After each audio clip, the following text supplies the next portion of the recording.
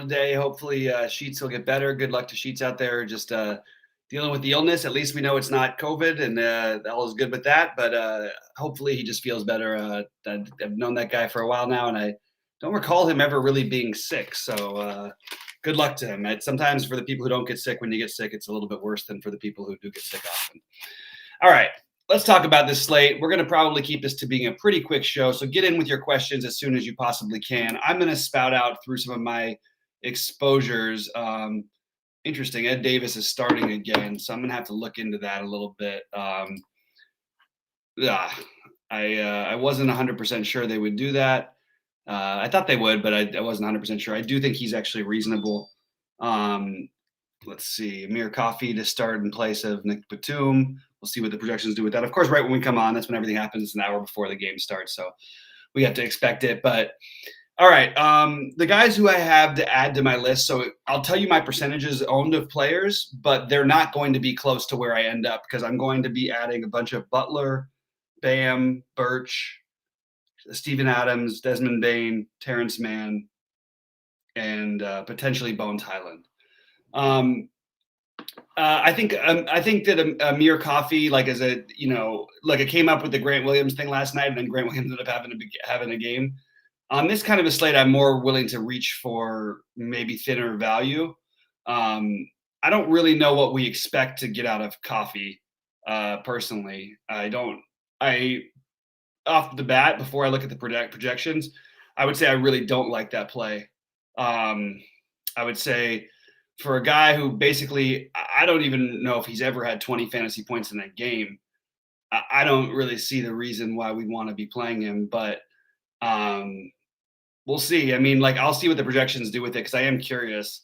It is a great pace matchup. I mean, maybe he can get like 16 or 17, but I just much prefer taking a shot with Birch or something along those lines than I would that play.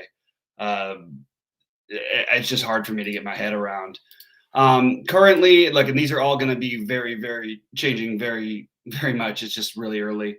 I have 50% of Terrence Mann. I have 50% of Steph, 50% of Jokic, 50% of Beverly, 50% of Edwards, 50% of Murray on DraftKings, none of Murray on FanDuel. On FanDuel, I have 50% of Morant, 50% of Reggie Jackson, 50% Derek White. I have 25% Dylan Brooks, 50% Bradley Beal, 50% Desmond Bane, and Terrence Mann. Neto, I've got it in at 35%. I want to see how the starting lineup shake out before I commit to that one. Have Tobias Harris 80% on FanDuel, none on DraftKings. I'm very fine if you want to skip the Tobias Harris play. I just have some of it. I have some Royce O'Neal, some Luke Kennard, Paul George. Those are basically my player pool as of right now before I adjust it. Yeah, I think Garland's a good play, but I don't like that the ownership got carried away on him. Early in the day, he was projecting to be so much lower. It's really weird. Okay, we played yesterday on a what was it, a 13-game slate or whatever, 11-game slate, whatever it was. Ricky Rubio was 40% owned. Darius Garland was 2% owned. And they're still the same price essentially. And Darius Garland is projecting to be 35% owned and Rubio 25%. It's a good play. They're both good plays. I don't think it's necessarily that much better. I think Rubio is every bit as good of a play, and I liked him as a pivot off of Rubio. So I'm probably going to add some more Rubio to my love over there. I actually don't mind Dean Wade. We're sort of in that weird middling value. It's just that it's hard to compete with those minutes. I wish he shot the ball more. I wish he had a usage above 10, but yeah, it's thin. But I mean, I'm open to it. Same thing with Ed Davis. Feels a little bit thin, but I am open to it. He did put up 23 last night. He's 3,600 on DraftKings, minimum on FanDuel. So we have plenty of value options, right? At least guys who we expect some of them to hit their value. The main cash game plays are going to be guys like Patrick Beverly and Nikola Jokic, and those should be where you start your cash games in terms of the value. There's just a lot of good ones. I mean, you could include Neto. I think Bane is a really good play. I think Holiday, depending on who starts in that one. Monty Morris, who somehow seems to have been forgotten about on this slate. Monty Morris has put up 35 or more, 35 and 36 in his last 2 games. And I'm open to playing some Monty Morris. So I am going to put Morris on my list of guys to add and change. And with that said, I'm going to answer questions and go through stuff with you guys. Really appreciate you guys being here, even on a smaller slate. Looks like nobody's dropping in any questions. And if we don't get questions, I'm going to probably get out of here as soon as I can because I still got my lineups to build. I got quite a bit of stuff to do. And, just sort of having things come in now. I'm going to do a refresh and see if I can get an update, but it's probably going to be at least another 10 minutes till we have an update on Amir Coffee projection. But I don't think that's a play that I'm looking that strongly at personally. But guys, drop in your questions, drop in your thoughts. What's up to Adam Perry? What's up to David? And Kevin, of course. FanDuel is a different thing when you don't need to go for these like ultra value plays because the pricing is more flexible anyway. And Darius Garland on FanDuel he's 6K over there. So I had to like consciously try to keep him out, knowing that he might end up being legitimately one of the 2 highest owned players over there. Bam is also going to be very popular on both sites, but I think is going to be especially popular on FanDuel. Again, Beverly and Jokic would be the guys who you'd probably round out for your cash games. Just to give you like a little core of those guys. You could potentially include Derek White in that or Eric Bledsoe, but I don't think I'm going to be doing those things. I will be playing Derek White, but I wouldn't, if I was playing cash, maybe he's just the guy who misses. I am open to it, but whatever. Jordan Poole, no one's talked about today, and just always an interesting guy on these smaller slates. You're going to get him no ownership at 6K on DraftKings. It's been a while since we've had that really good game out of him, but he does have the ability to where if he gets hot, he can light it up. And just kind of a mild interest there on a smaller slate for me. That's basically, I guess, all I have for that one. Other guys who are popping in some projections and some guys who I have in my lineups. The Aaron Gordon thing is a guy who I think in general you want to fade in these situations. We would have been right to do so almost every time. But there is a ceiling there. It's not like we can just ignore that he put up 48 the other day against Atlanta. And before anyone tries to point out outliers like, oh, he had 3 blocks and 2 steals, that's part of the game. Like that's in the bag of tricks. And by the way, take those away, he still puts up 38. And we love that for 5,100, 5,300 on DraftKings, 5,100 on FanDuel.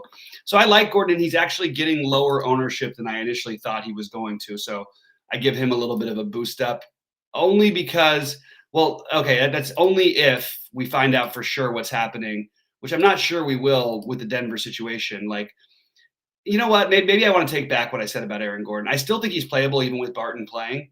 He is so cheap, but like, I don't know. It just feels like maybe a little bit too thin.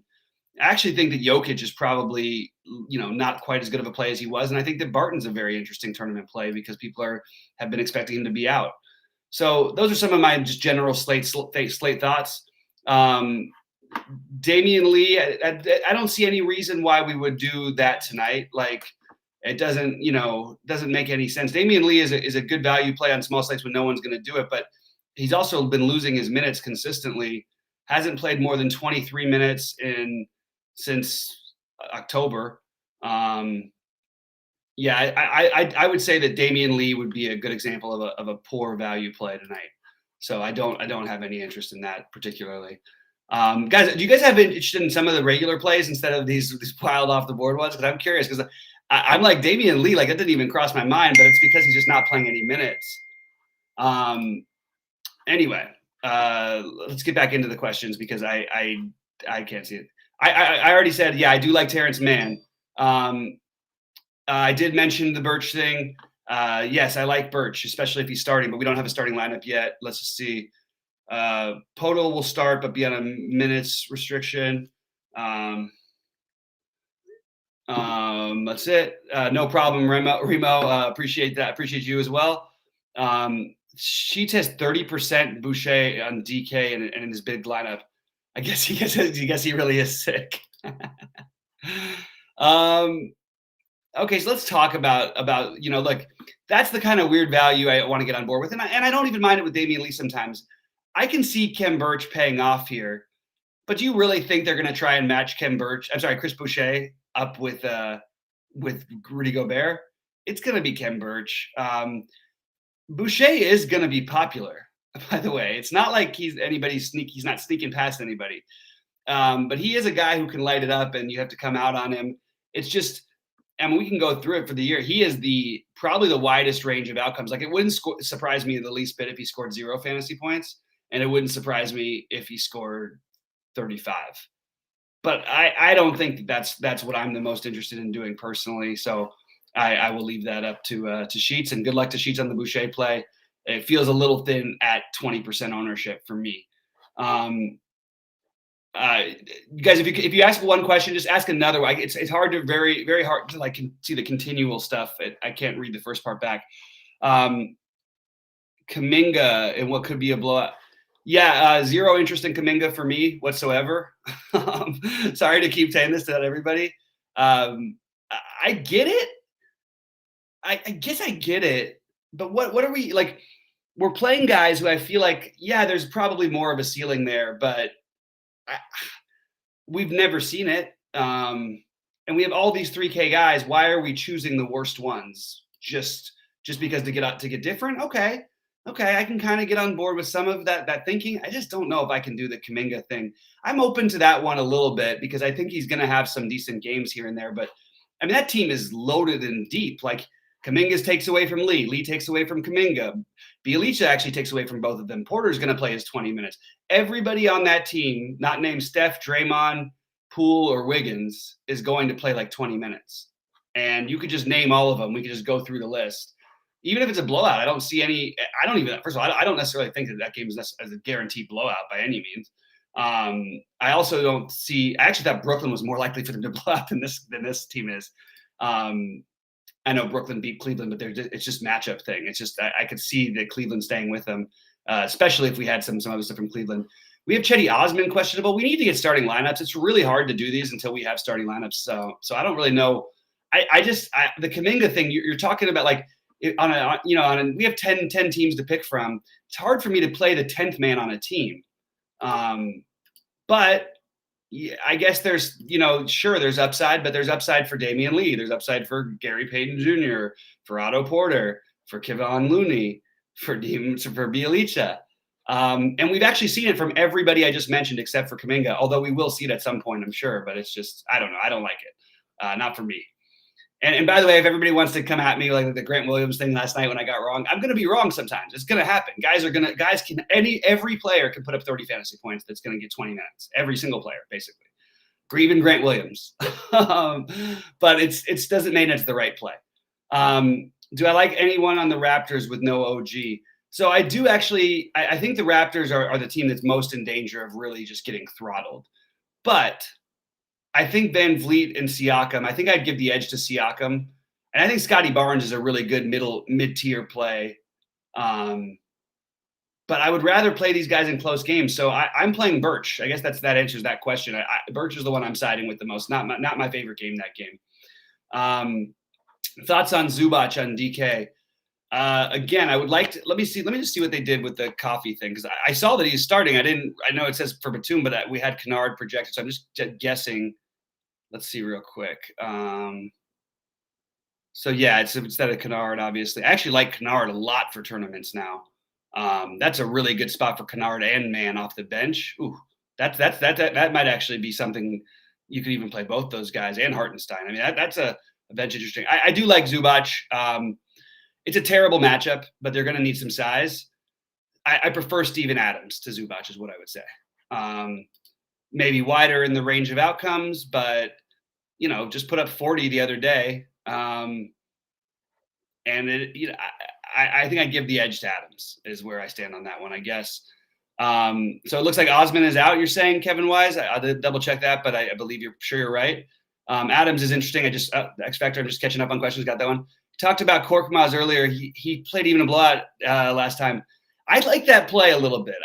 Nacho Man, I can get behind the Korkmaz. So Osman being out, now we just need because I had Osman still as questionable on my sheet, but I will try and rerun my projections and see what we come up with before I get out of here. Yeah, we know. Let's see, Batum's out. Chetty, everybody's throwing the Chetty out. I like Butler a lot as well, Kevin. Let's see. Yeah, the coffee was starting. We already knew that. We knew that at the beginning of the show. What this has done is there was guys that was going to play, and maybe I should still be considering them, like guys like Denny Avdia. I don't think I'm going to be playing as much Denny Avdia because we have all this other value, but it doesn't mean Denny Avdia is a bad play. I mean, this guy, he obviously shot well in that game, but he put up 32 a couple games ago. He's had 10 and 11 rebounds each of the last, 2 games. Could be a good spot for him as well as another value play. Maybe in addition to some of the guys we've talked about. I don't think he's necessarily a better one, but he certainly, is going to be, 1/8 the ownership of some of these guys, or 1/5 the ownership, I should say. All right, let me see if I got some projection updates for you guys.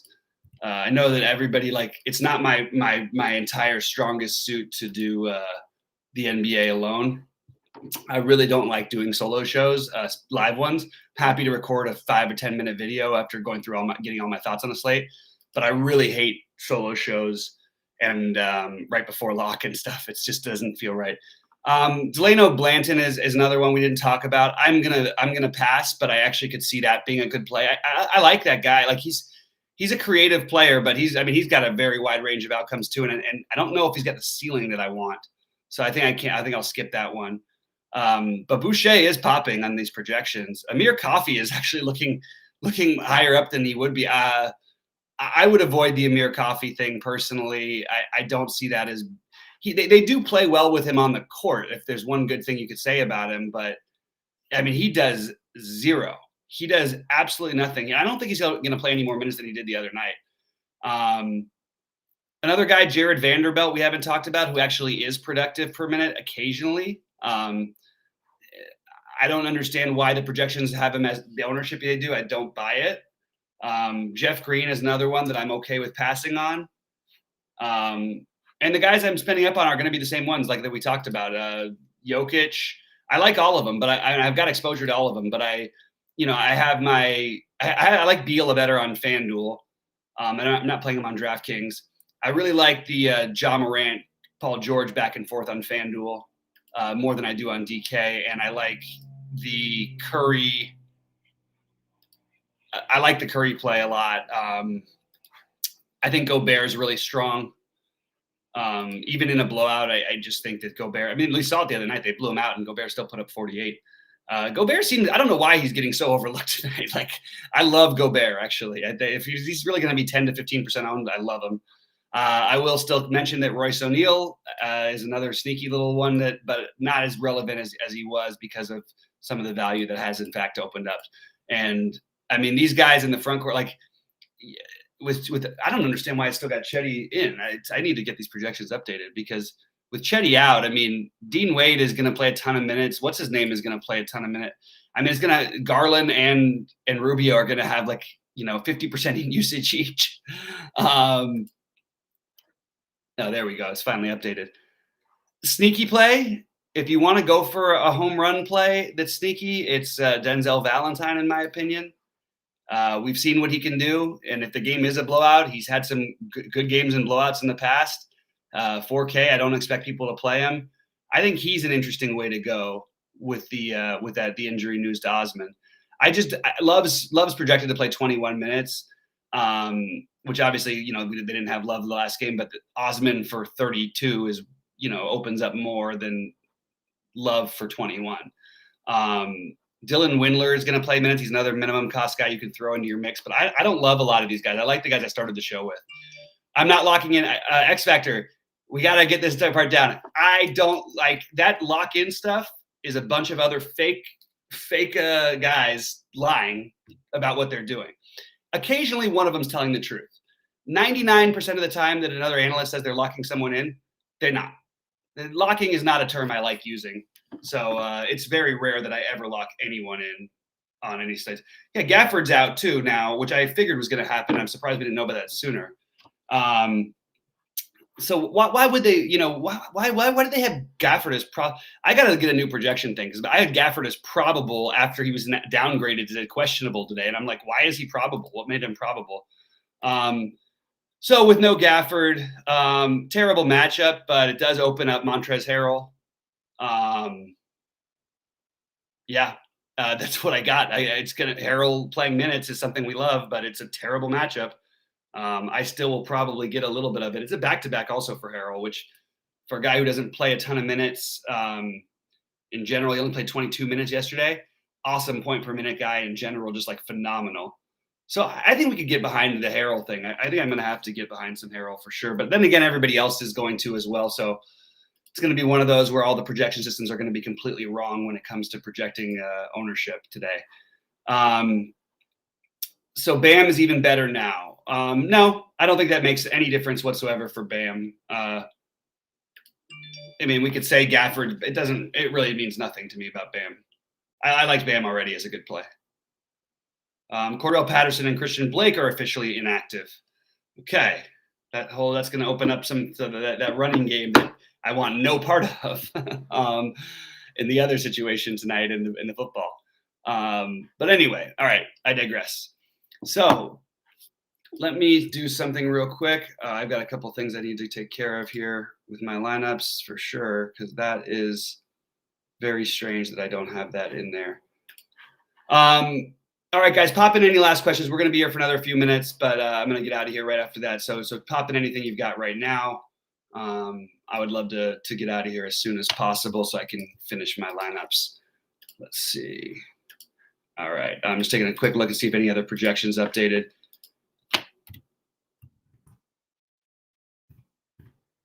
I'm a little surprised that, let me just take a double check, but I didn't have people on Kuzma earlier. And it's not that I love Kuzma, but like, I do think he gets a boost. There's definitely upside with the way that he plays. Obviously has some familiarity with this Miami team. I don't know. It's probably a little too thin, but I'm just trying to think about other plays in that Washington game because I really like the Miami side of it. And I really like Butler, Bam. I guess Butler and Bam really are the only ones, but I really like them. And I kind of think Caleb Martin, like if you're going to play Coffee, I would probably rather play Caleb Martin than Coffee. I definitely would actually. All right. I think that we're drying up on questions. I'm still trying to run some projections, which is going to be hard. We're probably not going to have the projections in the Washington for a while.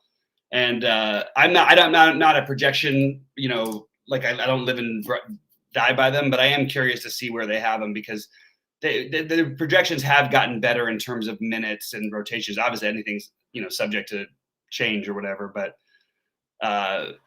the weirdest thing I'd say is I do like Pat Beverly tonight. It just feels odd that like everyone's going to play Pat Beverly and we can't get away from him on a back-to-back when he's only played one. He scored 11 fantasy points and he hasn't played another one this season.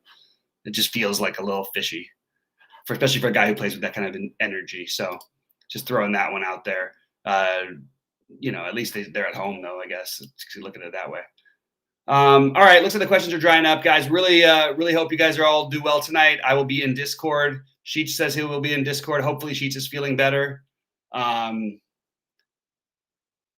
guess curious what your take. Just guys, let's just do a regular questions. Writing the longer things are very tricky. My take is that I like Harrell. It's a terrible matchup, but Harrell is a great fantasy point per minute producer, and it's probably the worst matchup possible. So I think he's too good of a play. Yes, Harrell is going to be a priority for me. Even though it's a terrible matchup, I just think we can't not play a guy who's that productive. Simple as that, I guess. We are playing here. I am going to be playing Harrell. It doesn't take me long to think like, what am I doing if I don't play Harrell here? Like that's kind of crazy of me. So I'm going to play Harrell. I don't like Boucher particularly at his ownership. High variance player. That's more of a Sheets play tonight. He likes a high variance player with a cash game ownership. Not for me. Favorite Miami play is Butler, then Bam.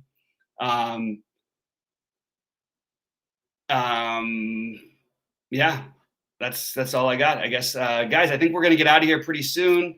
And I really hope that somebody takes something down tonight. I'm sorry if I'm seem a little agitated. I'm just feel like I'm trying to figure out this slate as we go still, because as you know, it happens sometimes in basketball. It's like you're really figuring it out all through the night. Tonight, at least, it only goes till 9 Eastern time. But if you do it and you do it well, you're going to be able to make that pay off for you, and hopefully that happens for one of us this evening. All right, if there's nothing else, I'm going to say good luck to everybody, and we will catch you very shortly. Hopefully with a screenshot of a victory from one of you guys. Good luck, everybody.